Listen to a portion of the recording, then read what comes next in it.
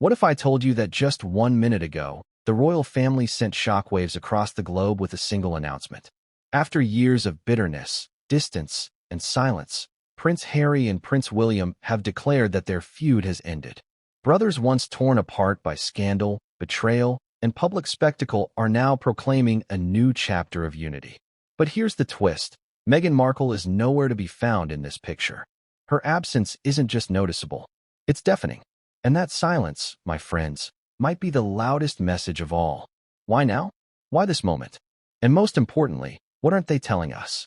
Before we continue, please hit the like button, subscribe to the channel, and turn on the notification bell for updates. Let's not sugarcoat this. For years, Harry and William's feud has dominated headlines. We've watched two brothers who once stood shoulder to shoulder at their mother's funeral become bitter adversaries in the eyes of the world. We've seen smiles replaced by icy glares. We've seen family events transformed into tense, uncomfortable encounters. At one point, many thought reconciliation was impossible. Too much had been said. Too many bridges had been burned. Too many wounds had been ripped open. So why this sudden truce? And why the calculated decision to exclude Meghan from the very announcement meant to symbolize healing? Doesn't that raise questions? Doesn't it feel like we're only being shown one side of the truth? Picture it. Two brothers, who once represented the very future of the monarchy, standing united again. The cameras flash, the reporters scramble, and the palace crafts its perfectly worded statement. But behind the polished exterior, you can almost feel the tension buzzing in the background. Was this genuine forgiveness, or a fragile illusion meant to save face at a critical moment for the royal family? Think about the timing. The royal family never does anything by accident.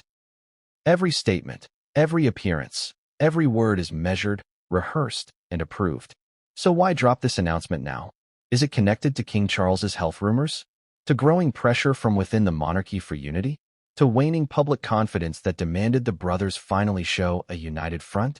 Or perhaps it was about sending Meghan Markle a message so strong, so undeniable, that her absence would become the story. And let's talk about that absence. Meghan Markle, the woman Harry left everything behind for. The woman who redefined him, reshaped him, and alienated him from his own family. The woman who was at the center of the storm that tore the brothers apart. And now, in the most significant reconciliation announcement of Harry's life, she is nowhere in sight. No mention, no acknowledgement, nothing. What does that say to you? Was she intentionally excluded, a deliberate omission orchestrated by William, Charles, or even Harry himself? Or was she the one who chose not to be involved, signaling defiance in the face of what she might see as an empty charade? Either way, Meghan's silence will not go unnoticed, and the world is already asking, why is she missing from this picture? Now, let's dig into the weight of this moment. Reconciliations in the royal family are never simple. They are layered with history, with grudges that span decades, with traditions that often crush personal feelings under the weight of duty. For William and Harry, this isn't just about two brothers shaking hands. This is about the entire future of the monarchy. Remember, these two men are not just siblings. One is heir to the throne, the other once hailed as the most popular royal of his generation before scandal and exile shifted everything. Their personal relationship is deeply intertwined with the fate of the crown. When they fight, the monarchy itself suffers. When they unite, the monarchy strengthens. So is this reconciliation truly about family love? Or is it a calculated move to preserve the crown at a time when cracks in the monarchy are starting to show? And let's not forget Diana. The image of William and Harry walking behind her coffin, united in grief, remains etched in our collective memory. Their mother's dream was always that her boys would remain close, supporting each other through life's storms. For many, this reconciliation feels like Diana's influence still at work, her spirit guiding them back together. But ask yourself this: is honoring Diana's legacy really enough to mend wounds this deep? Or is Diana's memory being used as a convenient shield to mask unresolved conflicts? Audience, I want you to think critically here. We've been told the feud is over. But does one announcement erase years of interviews, memoirs, accusations, and betrayals? Does a carefully worded statement undo Oprah revelations, Netflix series, and Harry's tell-all book spare? Or is this the beginning of a fragile performance, crafted for optics and survival rather than genuine forgiveness? Because let's be real, nothing about this family happens in a vacuum. If Harry and William are suddenly willing to play nice, it's because the stakes are higher than ever. The monarchy's image has taken hit after hit. Charles is under scrutiny. Camilla remains divisive. William and Kate, though popular, are facing pressures of their own. And Harry, once the rebel prince, is now a man caught between two worlds. The California lifestyle he built with Meghan and the centuries-old institution he once abandoned. So when the royal family says unity, we have to ask, unity for whom? Unity for the cameras? Unity for the crown? Or unity for themselves? And here's the kicker. If Meghan is truly sidelined in this new chapter, where does that leave her? A woman once seen as central to the royal narrative, now cut out of the biggest story yet. That shift is not just symbolic. It's seismic. But here's the part no one is talking about yet. This reconciliation might not have been born out of love, but out of necessity. The royal family thrives on control, on image, on carefully maintained narratives. A fractured monarchy is dangerous. A united front, even a forced one, buys them time. Time to rebuild trust. Time to secure the next generation. Time to quiet critics. But at what cost? If unity comes at the expense of honesty, if forgiveness is only for show, how long before the cracks reappear? And you know what? That's the real cliffhanger here. Not the announcement itself, not the smiles and the photographs, but the lingering question, is this piece real, or is it a palace illusion? Because as one chapter seemingly closes, another is just beginning. And trust me, what comes next will leave you stunned. 1 minute. The world was buzzing with speculation about whether Harry and William would ever mend their fractured bond. And the next, an official announcement from the royal family shook everyone to the core. The feud, they declared, was over. Years of icy stares, whispered slights, and public digs were suddenly brushed aside with a single statement. But what exactly did this announcement look like? How was it worded? And why did it carry such an electrifying punch the moment it hit the airwaves? Let's dive into the bombshell itself.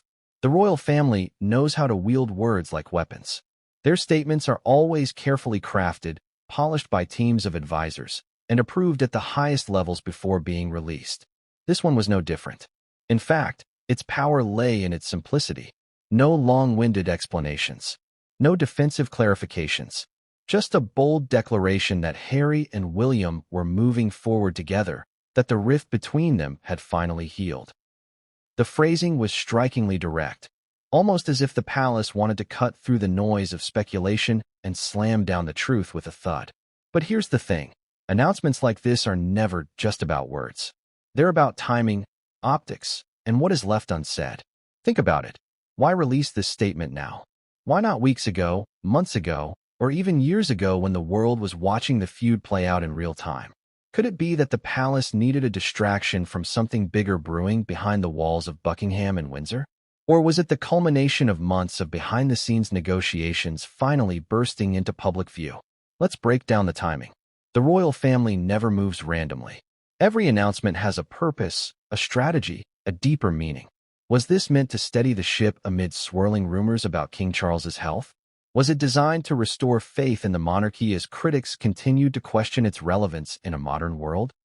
Or maybe it was a preemptive strike, a way to control the narrative before Harry or Meghan dropped another bombshell of their own through a media deal or a tell-all interview. And then, there's the delivery. Reporters who cover the royals are seasoned at detecting subtle cues in palace communications. They immediately noted the unusually warm language used to describe the brothers' new chapter. It wasn't the stiff, overly formal tone we've grown accustomed to. Instead, it felt personal, genuine, even, almost as if Harry and William themselves had insisted on having a hand in shaping the words. That alone tells us that this wasn't just another palace press release. This was a declaration that had emotional weight, that carried the fingerprints of the brothers themselves. Now imagine the scene. Phones buzzing across the globe as journalists, royal watchers, and fans alike raced to share the news. Headlines blared, "Feud over." Social media exploded. Some people cheered. Others rolled their eyes. But everyone paid attention. That's the power of this kind of announcement. It cuts through the noise and commands focus, even from those who claim they don't care about the royals. But let's not ignore the elephant in the room. Meghan Markle. Her name wasn't in the announcement. Not even once. This wasn't an oversight. The palace doesn't make mistakes like that. Every omission is intentional. And in this case, the omission screamed louder than any inclusion ever could. Harry and William's unity was the headline, but Meghan's absence was the subtext. And to many, that silence suggested this wasn't just about healing. It was about drawing lines in the sand. Why leave Meghan out? Was it William's condition for peace? Was it Charles's strategy to rebuild the monarchy's image without the constant drama she represents in the press? Or was it Harry's own decision, a symbolic step toward reclaiming his identity as a royal independent of Meghan's influence? Each possibility carries explosive implications. Public reaction was swift. On one side, there was joy, a genuine sense of relief from those who have longed to see the brothers standing together again.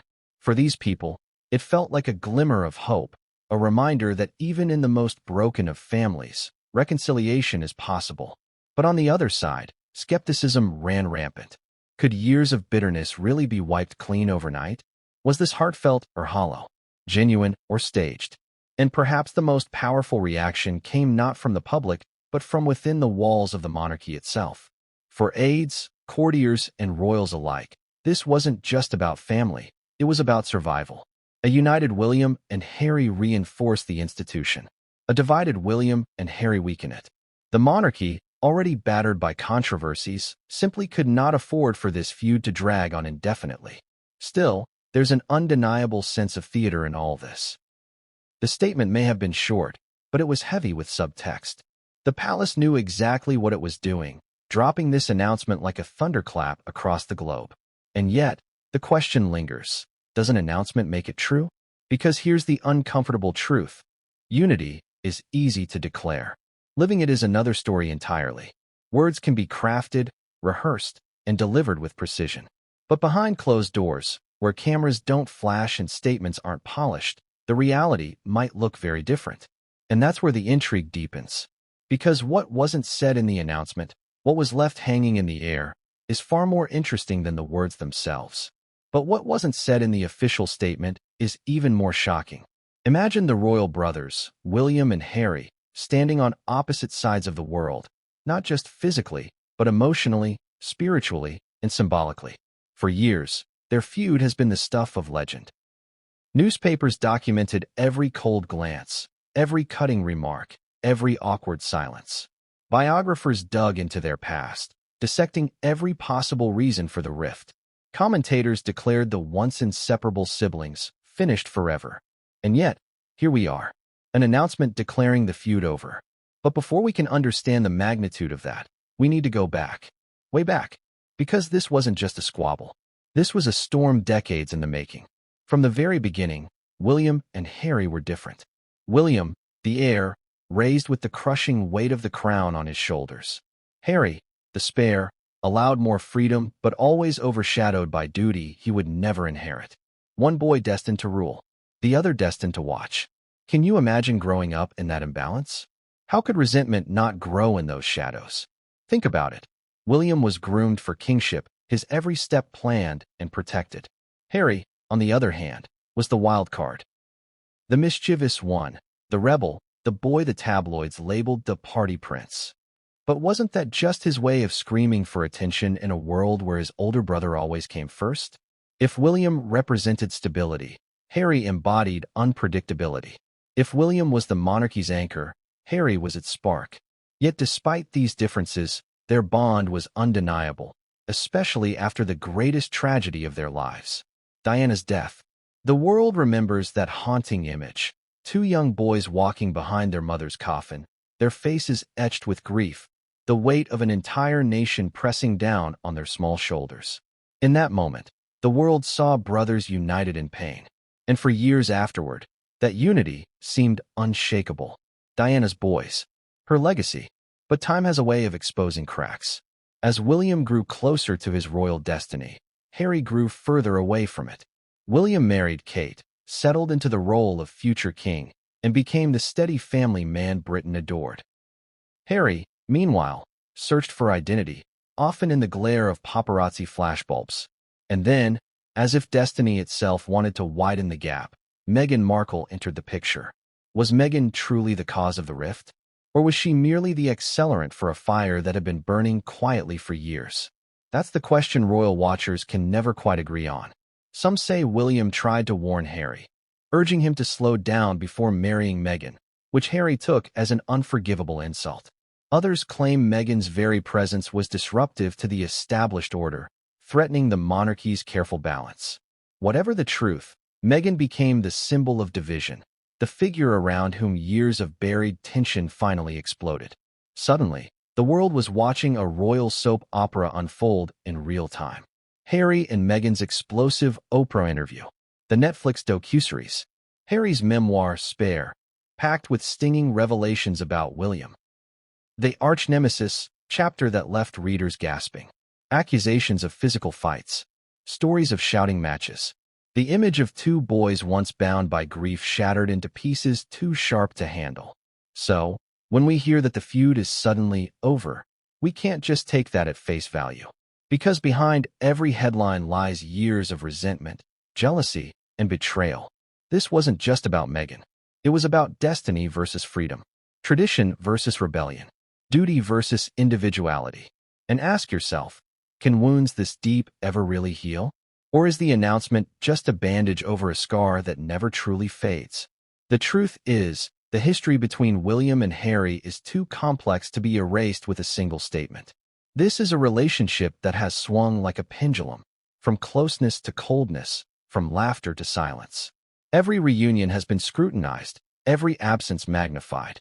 And now, with this so-called truce, we're left wondering, is this history finally behind them, or is it merely repeating itself under a shinier disguise? Because if history tells us anything, it's that William and Harry's bond has always been fragile, an unsteady dance between love and rivalry. The feud didn't start with Meghan. It didn't even start with adulthood. It was written in the stars from the moment William was named heir and Harry was named spare. And if that's true, then what we're seeing now may not be the end of the feud at all. It may just be the latest chapter in a story that stretches far beyond announcements and photographs. But then came Meghan, and everything changed. And here's where the story takes its sharpest turn. Because no matter how much we try to frame William and Harry's feud as a natural clash of personalities, no matter how much we talk about the burden of duty or the shadow of Diana, there's one undeniable pivot point. Meghan Markle. Her arrival didn't just stir the pot, it boiled it over. And from the moment she entered Harry's life, nothing was ever the same again. Let's rewind to those early days. At first, Meghan seemed like a breath of fresh air. A self-made actress, a woman of mixed heritage, an outspoken advocate for causes that mattered. She was unlike anyone the royal family had ever embraced. To Harry, she was more than just a partner. She was salvation. She offered him freedom from the stuffy traditions that had always suffocated him. She gave him something William couldn't, a chance to break away from the destiny he never wanted. But to William? To the palace? Meghan wasn't just new. She was dangerous. Not because of who she was, but because of what she represented. Independence. Change. A challenge to the very system that had shaped William's life since birth. Do you see the conflict forming here? One brother running toward transformation, the other clinging to tradition. One brother finding his identity in rebellion, the other finding his in duty. Meghan wasn't the cause of the feud. She was the catalyst. And the tension? It showed early. Reports say William cautioned Harry to slow down, to think carefully before proposing to Meghan. Was it genuine concern for his brother, or a subtle attempt to protect the monarchy's image? Harry didn't care. To him, it was betrayal. The words "take your time" may as well have been "she's not good enough." That moment, many believe, was the spark that ignited the inferno. Fast forward, and suddenly, Meghan is being painted by the media as the villain of the royal narrative. Headlines attacked her relentlessly. Every gesture, every look, every word she spoke was scrutinized. And through it all, Harry stood by her side, fiercely protective, defiantly loyal. To him, the attacks weren't just on Meghan, they were on his family. And when he looked to William, to the palace, to the institution itself for support, he felt nothing but silence. Do you blame him for walking away? But here's the contradiction that makes this feud so messy. Harry believed Meghan saved him from the monarchy's cruelty. But critics argue that Meghan isolated him from the very people who could have supported him through it. Which side do you see? Was Meghan the liberator or the divider?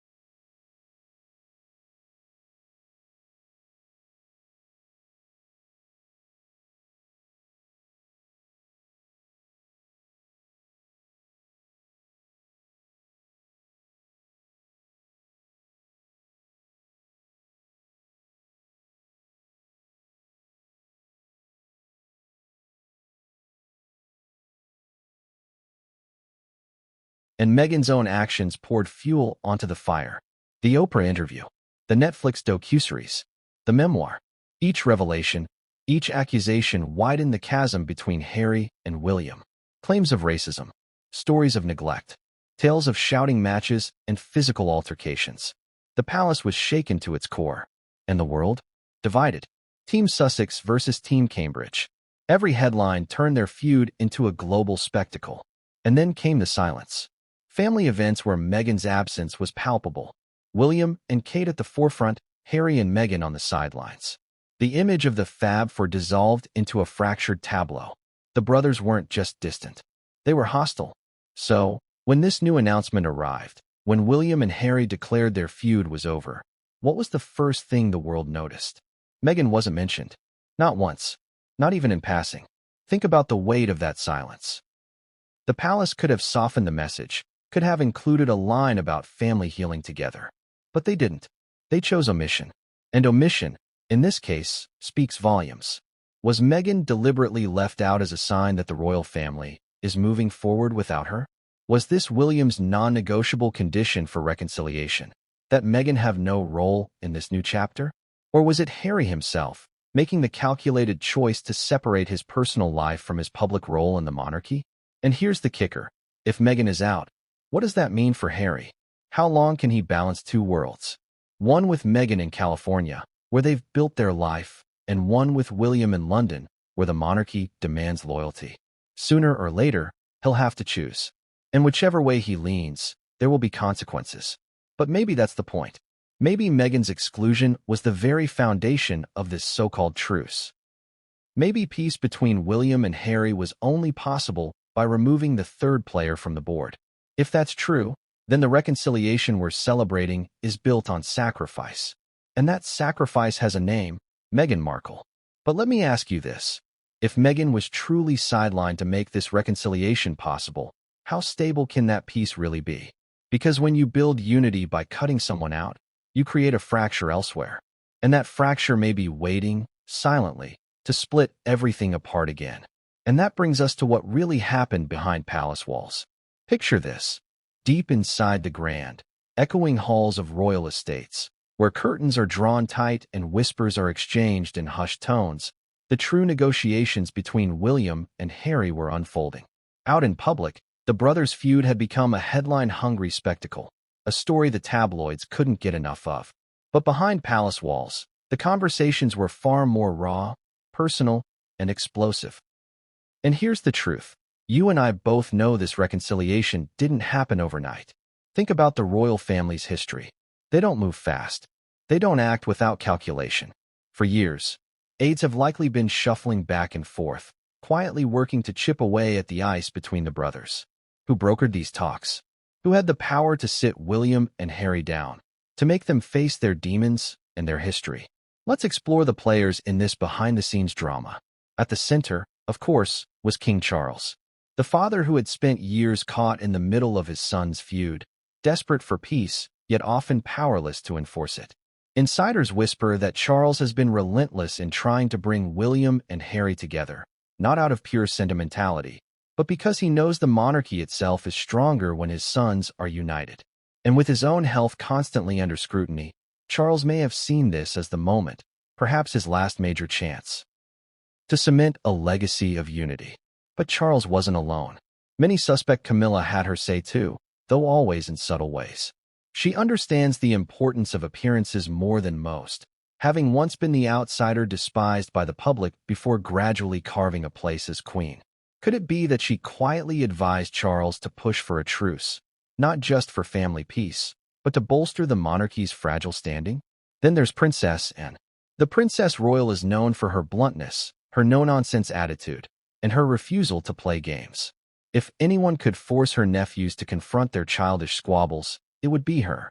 Imagine and sitting them down, looking them straight in the eyes, and telling them to grow up, reminding them that their duty to the crown outweighs their personal grievances.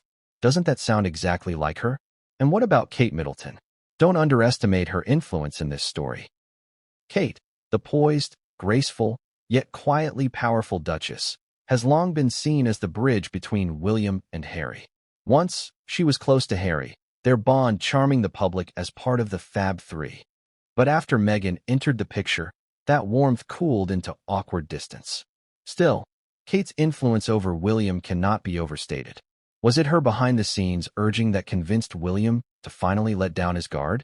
Perhaps Kate reminded him that the monarchy's stability and their children's future depended on William and Harry being able to at least tolerate one another. And then, of course, there's the most intriguing question of all: who was deliberately kept out of these discussions? Meghan Markle. Every source, every whisper, every piece of speculation points to one truth. Meghan was not in the room when these reconciliatory talks were happening. Whether that was by her choice or the firm condition of others, it doesn't matter. The absence itself speaks volumes. For William, Meghan has long been the dividing line. Including her would have risked reopening old wounds, reigniting old accusations. Excluding her created a fragile space where the brothers could speak without the shadow of constant conflict. So how did these secret talks unfold? Picture it: Harry flying indiscreetly, slipping past the photographers who always managed to track him. William, cautious but determined, setting aside his anger long enough to hear his brother out. Aides hovering just outside the doors, anxious, knowing the future of the monarchy could hinge on what happened in those private conversations. The discussions were likely painful. Imagine Harry laying bare the years of resentment, accusing William of failing to protect him, of dismissing Meghan's pain, of siding with the institution over family. Imagine William snapping back, accusing Harry of betrayal, of airing dirty laundry to the world, of humiliating the monarchy in ways that may never be forgiven. Voices raised, tempers flared, and yet, somewhere in the storm, something shifted. Perhaps it was Charles's frailty looming over them. Perhaps it was Anne's sharp words cutting through their self-pity. Perhaps it was simply time. But slowly, the ice began to crack. And here's the thing: reconciliation doesn't mean resolution. It doesn't mean every grievance was settled or every wound was healed. It means an agreement was reached, a pact, a decision that, for now, the feud must end, for the sake of the crown, for the sake of appearances, for the sake of the next chapter. But even as the brothers shook hands, even as palace aides prepared the announcement that would stun the world, one truth lingered. Meghan was not part of it, and the brothers' truce may have been built not on inclusion, but on exclusion. And that raises a chilling question. If peace comes at the cost of leaving Meghan out, how long before that silence explodes into something even bigger? Because while the palace walls kept the details hidden, the real story was only just beginning. And the next chapter involves King Charles himself. Now let's turn the spotlight directly onto King Charles, the man at the heart of the monarchy, and arguably the quiet architect of this so-called reconciliation. Because if you believe for even 1 second that William and Harry patched things up entirely on their own, you're missing the bigger picture. Charles has been playing the long game, and the stakes for him could not be higher. Consider this: Charles is not just a father. He's a king. That dual role complicates everything. On one hand, he loves his sons, two boys he watched grow up under unimaginable pressure. On the other hand, he is the guardian of an institution that has survived for centuries by putting duty above personal feelings. What happens when those two roles collide? What happens when being a father means one thing, but being a king demands another?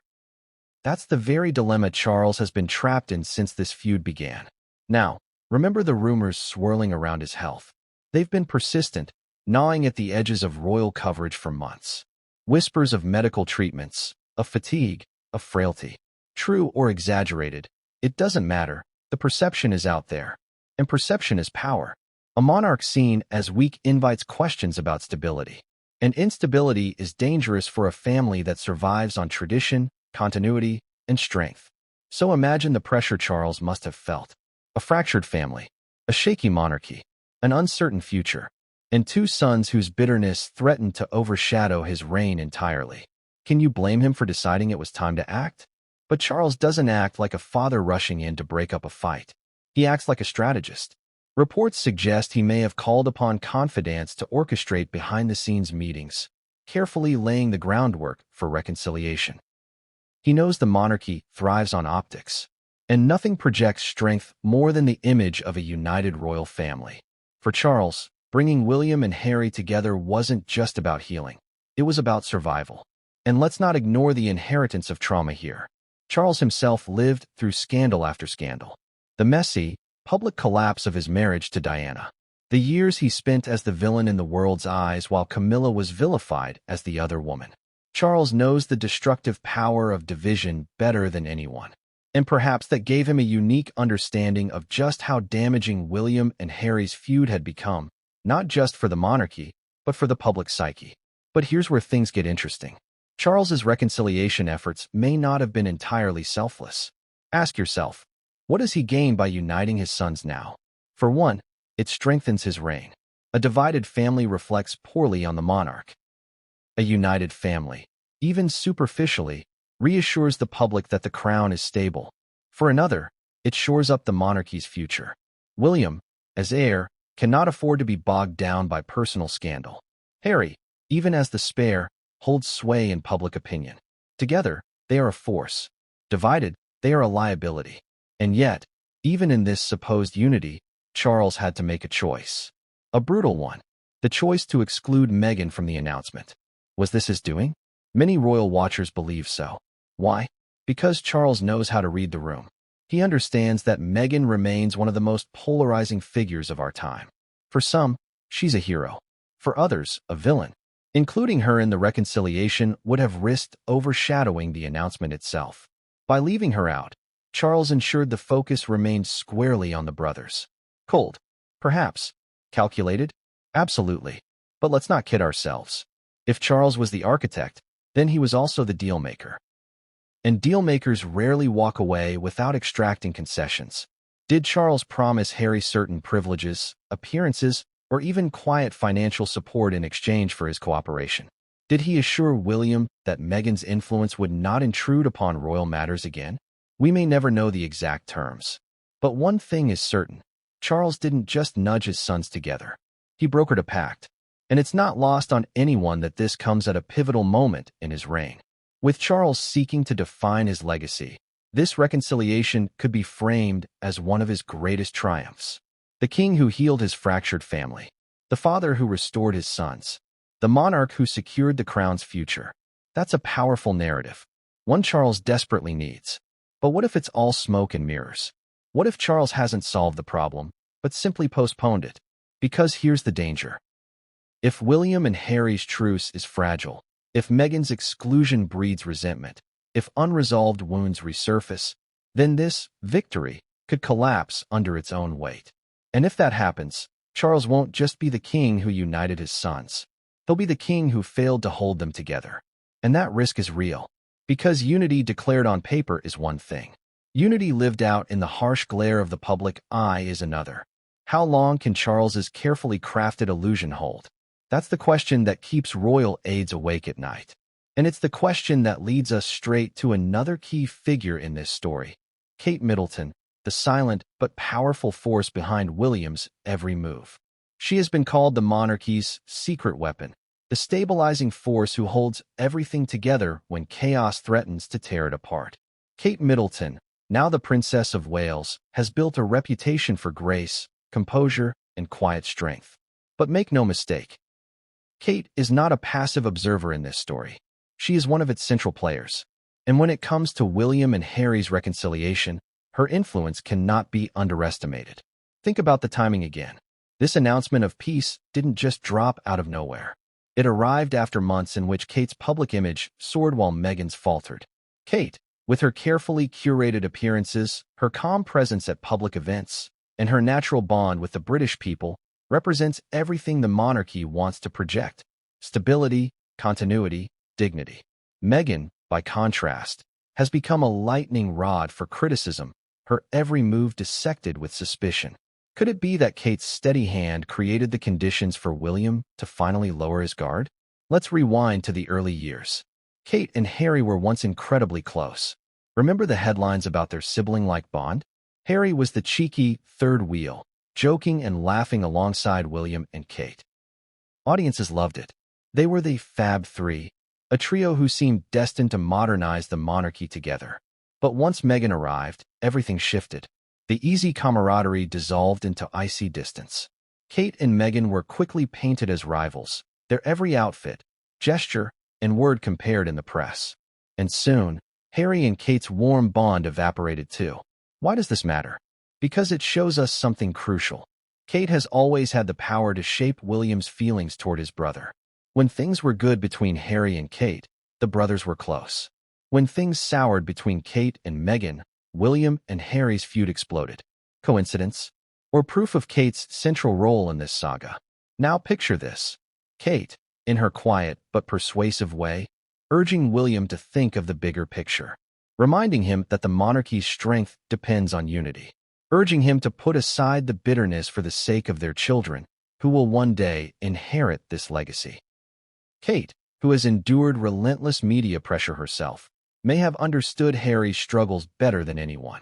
And perhaps, deep down, she longed for the days when Harry was still part of their inner circle, when laughter, not distance, defined their relationship. But there's another layer here. Kate is not just William's wife. She is the future queen. Every move she makes, every decision she supports, carries immense weight for the monarchy's future. Was Kate the one who insisted that this reconciliation finally happen? Did she tell William that continuing the feud would only damage their children's future reign? Imagine her framing it not just as a personal choice, but as a royal duty. William, ever the pragmatist, would have listened. And let's not forget the public optics. Kate has long been compared to Diana, beloved for her poise and dedication. By standing beside William during this reconciliation, Kate reinforces the image of a united, unshakable future. She becomes the bridge between past and present, between estranged brothers, between fractured families. To the public, Kate's silent presence says what words cannot. The monarchy is healing. But here's the irony. While Kate's influence may have paved the way for this truce, she was also one of the most hurt by the feud. Meghan's claims about her during the Oprah interview, remember the infamous bridesmaid dress story, thrust Kate into the center of the conflict. And yet, instead of firing back, she remained silent, composed. Above it all, that silence, that refusal to be dragged into the mud, may have been the very thing that preserved her power to help broker this fragile peace. So let's ask the question directly. Did William and Harry reconcile because they wanted to? Or because Kate, the monarchy's steady hand, made it clear that they had to? And if that's true, what concessions were made? Did Harry have to acknowledge Kate's role as future queen consort, placing her above Meghan in the royal hierarchy once and for all? Did William demand that Kate's dignity be respected as part of the reconciliation terms? The answers remain hidden, locked away behind palace doors. But the subtext is clear. Kate's presence looms large over this story, whether her name appears in the announcement or not. Yet even with Kate's guiding influence, reconciliation is never simple. The brothers may have agreed to step forward together, but unity comes at a cost. And in this case, the cost may lie in the very terms of peace itself. Every truce has its price. And when it comes to William and Harry's reconciliation, the so-called terms of peace are perhaps the most fascinating and most unsettling part of the story. Because make no mistake, this wasn't just a casual handshake, a warm embrace, or a spur-of-the-moment decision. No, this was a carefully brokered deal, hammered out with conditions, compromises, and unspoken rules. Think about it. After years of open hostility, Harry's tell-all memoir, the Oprah interview, the Netflix docuseries, William's icy silences, how could they possibly return to brotherhood without drawing up boundaries? Without outlining what was acceptable and what was off-limits? This wasn't just family drama. This was a political negotiation, dressed up as reconciliation. So what were the terms? Let's pull back the curtain. First and foremost, the elephant in the room, Meghan Markle. Her absence from the announcement was not accidental. Many royal insiders speculate that William laid down a non-negotiable condition. If Harry wanted back in, Meghan could not be part of the equation. That means no joint appearances, no involvement in family matters, no sharing the spotlight in this fragile new chapter. Harsh. Absolutely. But from William's perspective, perhaps necessary. After all, Meghan had been the lightning rod for so much of the tension. Excluding her cleared the air, or at least made it easier to breathe.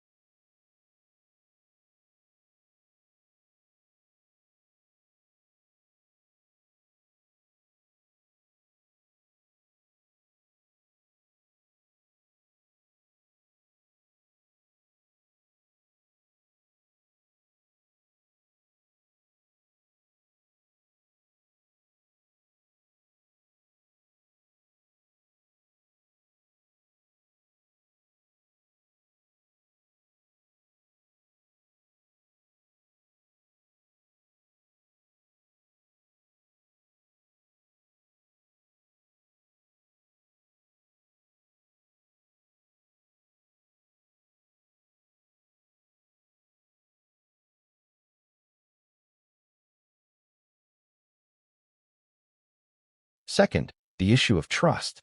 After Harry's explosive revelations in Spare, how could the family risk another betrayal? One term of peace may have been simple but firm. No more leaks. No more memoirs. No more media interviews that turned private moments into global scandals. For Harry, this would be a tough pill to swallow. After all, telling his side of the story had become his way of surviving outside the royal bubble. But if he truly wanted reconciliation, silence might have been the price. Then comes the matter of roles. Harry's departure from royal duties left an awkward gap, one that William and Kate quietly filled. But what now? Would Harry be allowed to step back into some official capacity? Or would his role remain symbolic, a supportive figure rather than a working royal? Some speculate that the truce involved granting Harry limited participation, appearances at key family events, but without the responsibilities or privileges of a full-time royal. A compromise that allows unity without ceding control. And what about money? Let's not shy away from the question. Royal finances are always shrouded in secrecy, but reconciliation often comes with financial considerations. Could Charles have offered Harry certain private assurances, help with security costs, for example, in exchange for his cooperation? If true, it wouldn't be the first time money smoothed over cracks in the monarchy's facade. But perhaps the most delicate term of all centers on the children. William's and Harry's kids are cousins, bound by blood but divided by distance and conflict. Were there private promises made about allowing the next generation to know each other, to grow up with at least some sense of family unity? If so, this would have been one of the most emotionally charged aspects of the truce, ensuring that the sins of the fathers didn't poison the future. Now, think about how all of this plays out publicly. To the world, the announcement looked simple. The brothers are united again. But behind the curtain, the reality is far more complex. Conditions, concessions, boundaries. That's not reconciliation, it's a contract. And contracts are only as strong as the people willing to uphold them. And here's the question you have to ask yourself. How stable can this peace really be? Can William trust Harry to keep quiet after years of spilling secrets? Can Harry accept a role that sidelines Meghan without feeling betrayed?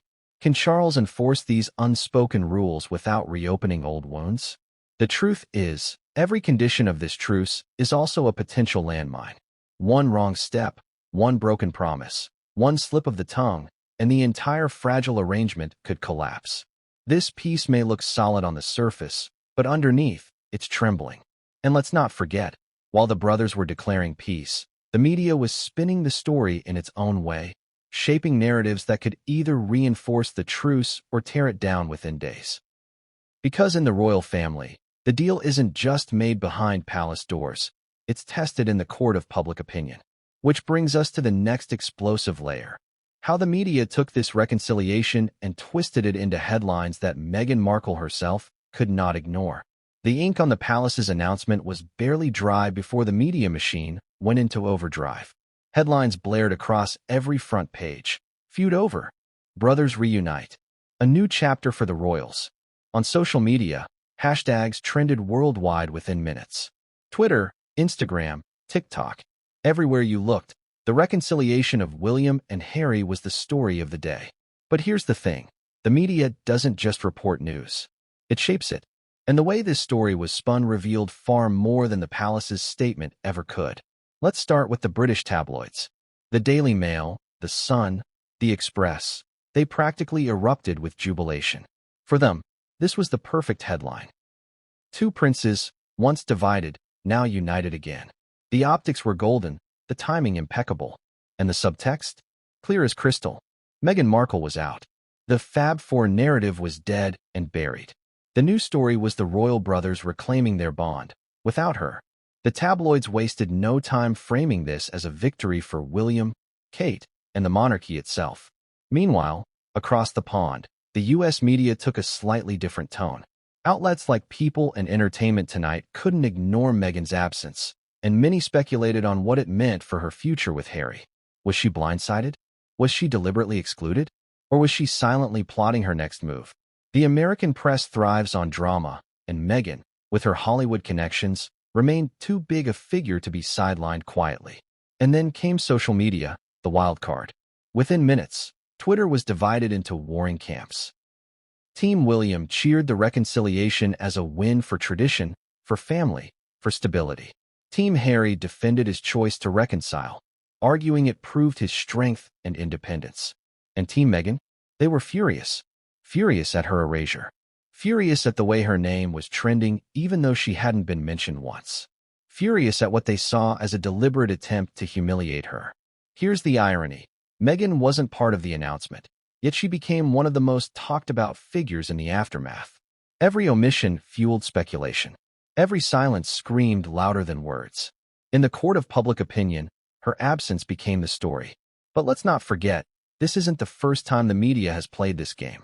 For years, they've thrived on pitting Kate against Meghan, William against Harry, tradition against rebellion. And now, with this reconciliation, they had fresh material. The narrative was simple, digestible, and lucrative. William and Harry reunited, Meghan sidelined. That's the headline people wanted to click, to argue about, to share. The spin didn't stop there. Royal commentators lined up to offer their takes. Some hailed the truce as a masterstroke of palace diplomacy. Others warned it was a fragile illusion that could collapse at any moment. And a few pointed out the obvious. If Meghan was excluded now, the likelihood of her ever reintegrating into the royal fold was almost zero. The palace hadn't just announced a reconciliation. They'd drawn a line in the sand. But here's where the media's role becomes dangerous. By amplifying Meghan's absence, by turning her silence into the loudest part of the story, they risked creating a whole new narrative of division. Think about it. How long before the pressure of those headlines reaches Meghan herself? How long before she feels compelled to respond, to reclaim her voice in a story she's being erased from? Because let's be real, the media thrives on Meghan. Love her or hate her, she guarantees clicks, views, debates, outrage. And every time her name is dragged into the conversation, the cycle feeds itself. The palace may have thought excluding her would simplify the story. In reality, it only made it more combustible. And so, as William and Harry basked in the glow of positive headlines, another storm was quietly brewing thousands of miles away in Montecito. Meghan's silence wasn't submission. It was strategy. But strategy for what? Revenge? Reinvention? Or something no one saw coming? Because if you think Meghan was going to sit quietly while the world celebrated a reconciliation that cut her out completely, you're underestimating her entirely. And that brings us to the most intriguing part of this saga yet. Meghan Markle's private reaction to the announcement that changed everything. Imagine the scene in Montecito. The California sun is blazing, the manicured lawns of the Sussex estate glisten, and yet inside those walls, tension hangs thick in the air. Meghan Markle, the woman once hailed as the royal family's disruptor, the outsider who rewrote Harry's destiny, has just watched the world erupt with the news of William and Harry's reconciliation, and her name wasn't even mentioned. Not once. For Meghan, silence wasn't golden. It was a slap in the face. Picture Meghan sitting with her phone in hand, scrolling through headlines. Feud over. Brothers united again. A new era without Meghan. The omission wasn't subtle. It was deliberate. She wasn't just left out of the announcement. She was erased from the narrative altogether. For a woman who has built her public brand on visibility, on control of her story, on speaking her truth, this exclusion must have cut deep. And here's the thing. Meghan has always understood the power of perception. She knows that when you're not in the room, people will create their own version of you. That's why she gave the Oprah interview. That's why she and Harry agreed to the Netflix series. That's why Harry's memoir, Spare, was packed with their side of the story. Meghan doesn't sit in silence, unless that silence is a strategy. So what was her reaction? According to whispers from sources close to her, Meghan was furious. Not just at the palace, but at Harry himself. Think about it. For years, Harry has defended her, protected her, and stood by her side against the weight of his own family. Now, suddenly, he appears in a truce that excludes her entirely. How would you feel if the partner who once chose you over everything seemed to be stepping back toward the very institution you both fled? Betrayed? Abandoned? Angry? Meghan reportedly felt all of it. And yet, she also knows anger alone won't win the game. Meghan's brilliance lies in her ability to turn setbacks into comebacks. When the British press tried to paint her as the villain, she reframed herself as the victim of racism and bullying. When the palace silenced her, she sat down with Oprah and made the world listen. So don't think for a second that Meghan's fury will stay private. The question isn't if she will respond, it's how. Will she issue a subtle statement through a spokesperson, carefully crafted to hint at her feelings without igniting all-out war? Will she sit back until the moment is right, then drop another bombshell interview that puts her back in the spotlight? Or will she play the long game, leveraging Hollywood connections to reshape her image yet again? This time not as the Duchess of Sussex, but as Meghan Markle, independent powerhouse. Because here's the irony. By excluding her, the palace may have handed Meghan her greatest weapon yet. They thought silence would erase her, but instead it gave her the chance to reframe the story on her own terms. Every headline that screamed her absence only amplified her relevance. Every omission made her name trend louder. It's almost as if the palace can't win. Include her, and she dominates the narrative. Exclude her, and she dominates it anyway. But what about Harry? What happens inside that Montecito home when the cameras are off? Did he defend his choice, arguing that reconciliation was the only way forward? Did he try to reassure Meghan that her absence was tactical, not personal? Or did their private conversations erupt into the very tension the world has speculated about for years? Some insiders claim Meghan sees this as the ultimate betrayal, a sign that Harry, slowly but surely, is being pulled back into the royal orbit she worked so hard to pull him out of. And that raises the question, can their marriage survive this? For so long, their unity has been their strength. They stood against the world, against the monarchy, against the press, together. But now, for the first time, Harry has taken a step forward without her. Was it a step toward peace? Or a step away from Meghan? This moment could be the true test of their bond. And Meghan knows it. which is why her silence now isn't weakness, it's calculation. She's watching. She's waiting. She's deciding her next move carefully. And if history has shown us anything, it's that when Meghan finally speaks, the world listens. But here's the twist. Meghan's reaction may not just affect her marriage. It could shake the reconciliation itself. Because if Meghan pushes back, if she makes it clear that she won't be erased, what happens to Harry? Will he stand by his wife once more, even if it means breaking the fragile peace with William? Or will he choose his brother, risking the very foundation of his marriage? That's the ticking time bomb in this reconciliation. The palace may have declared the feud over, but Meghan's reaction could reopen the wounds overnight. And while Meghan plots her next move in Montecito, the global impact of this announcement is already spreading, reshaping the monarchy's image and the world's perception of the royals themselves. The ripple effect was immediate. Within hours of the announcement, the story leapt from London to Los Angeles, from palace courtyards to coffee shops, from Buckingham's marble halls to living rooms across the world. This wasn't just a royal reconciliation. This was a global event. Because when William and Harry declared their feud over, it didn't just affect their family. It reshaped how the world saw the monarchy itself. Let's start with the United Kingdom, the monarchy's home turf. For many Britons, the feud had become a symbol of the royal family's fragility. Every headline about Harry's bombshell interviews or William's icy silence chipped away at public confidence. Older generations, loyal to the crown, saw it as embarrassing. Younger generations, already skeptical of monarchy in general, saw it as proof that the institution was outdated and dysfunctional. But this announcement? It offered hope. For the first time in years, the monarchy looked united, strong, stable. And in a country facing political and economic uncertainty, that image carried more weight than ever. Across the Commonwealth, the impact was just as profound.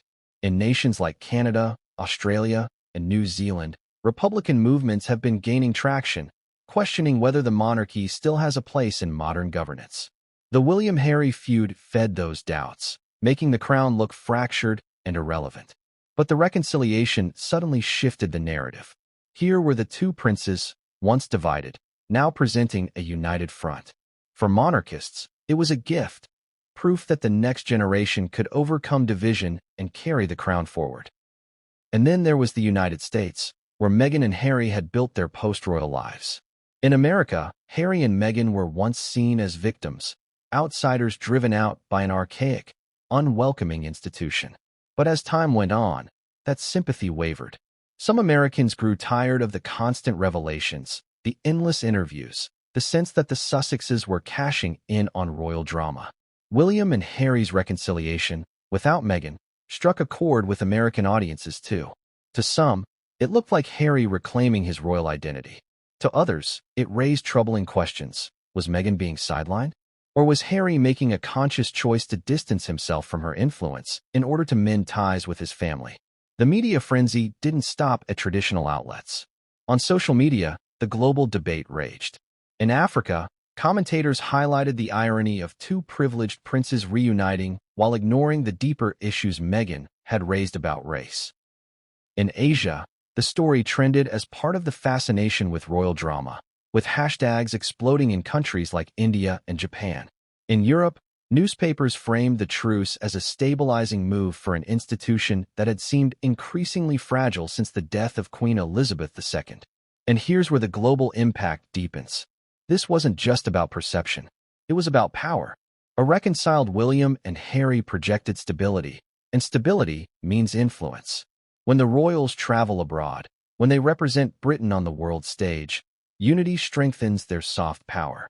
Divided, they looked weak. Together, they looked formidable. But here's the twist.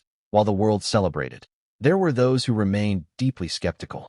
Political commentators warned that the truce was nothing more than theater, a palace performance meant to distract from bigger issues.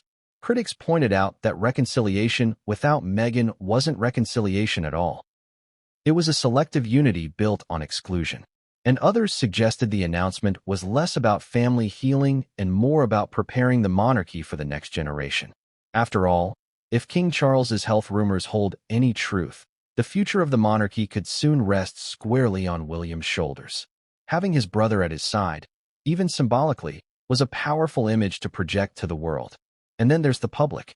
Ordinary people, not politicians or journalists, whose opinions truly shaped the monarchy's survival. For them, the reconciliation sparked mixed emotions. Relief, yes. Joy for some, but also doubt. How long would this peace last? Was it genuine? Or was it just another royal performance for the cameras? Because here's the reality. The global impact of this announcement doesn't end with headlines. It creates expectations. The world will now be watching every move William and Harry make, dissecting every glance, every word, every appearance for signs of either unity or fracture. And if they stumble, if the cracks reappear, the fallout will be even greater than before. Which leads us to the uncomfortable truth. Reconciliation may have bought them time, but it hasn't erased the unfinished business that lingers in the background. Lawsuits, memoirs, interviews, those wounds still exist, waiting to reopen. And one wrong move could bring it all crashing down. Because while the world is celebrating today, the real question isn't whether William and Harry reconciled. It's whether they can stay reconciled.